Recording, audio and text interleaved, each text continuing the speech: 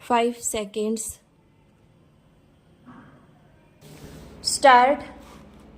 सभापति महोदय, आज हमारे देश में जो ऊपर से लेकर नीचे तक शिक्षा दी जा रही है उसमें व्यवस्था ही एक कारण है जिसकी वजह से शिक्षा का स्तर गिरता जा रहा है।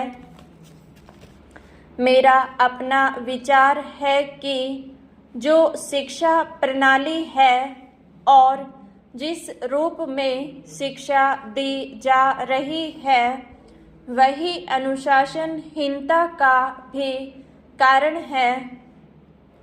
अपने देश और प्रदेश में हर एक की अपनी अपनी भाषा है और वह बालक जो इस देश में पैदा हुआ है, जो अपनी मातृभाषा की गोद में पला है, उसको यदि अपनी मातृभाषा में ही शिक्षा दी जाए तो मेरा विचार है कि शिक्षा का स्तर ठीक हो सकता है। जो सबसे बड़ी भूल और कमी सरकार के द्वारा दी जाने वाली शिक्षा के संबंध में हो रही है वह यह है कि बालक की मातृभाषा में शिक्षा न देकर उसको उस भाषा में शिक्षा देने की व्यवस्था की गई है जो हमारे देश या प्रदेश की भाषा कभी रही ही नहीं।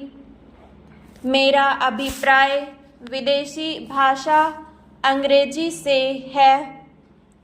मैं यह मानकर चलता हूँ कि जब से यह भाषा इस देश में आई है, चाहे वह किसी कारण से आई हो, इसे आप भी और इस माननीय सदन के सदस्य भी जानते हैं कि उससे बुरे परिणाम ही निकले हैं, कोई भलाई नहीं हुई है। इस देश को जो हानि हुई है वह किसी से छिपी नहीं है।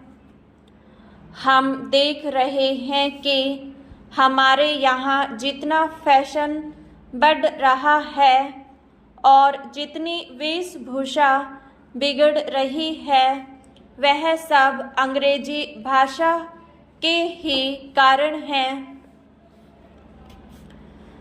जिस समय यहाँ पर अंग्रेज़ों का राज्य था, प्राय यह देखने को मिलता था कि वे लोग जो विशेष कर के किसी न किसी तरह से सरकारी पक्ष के ही होते थे, अंग्रेज़ों से मिलने के लिए जाते समय अंग्रेजी वेशभूषा का ही प्रयोग करते थे।